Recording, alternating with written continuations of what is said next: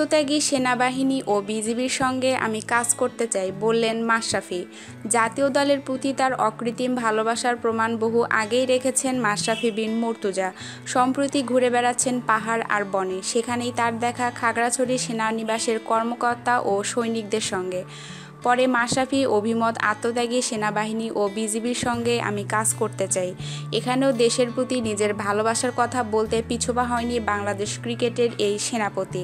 ফেসবুকে নিজ verified page থেকে তিনি জানান, যদি কখনো বাংলাদেশ আর্মির সাথে একদিনও কাজ করার সুযোগ পাই, আমি চিরকৃতজ্ঞ থাকব। আর তারপর তিনি নিজের পরিচয়ে লেখেন, আপনাদের মাশরাফি একজন ব্যক্তি যে শুধু ক্রিকেট খেলে। আমাদের চ্যানেলটিকে ভালো লাগলে অবশ্যই লাইক, কমেন্ট, শেয়ার এবং সাবস্ক্রাইব করতে ভুলবেন না। ধন্যবাদ সবাই।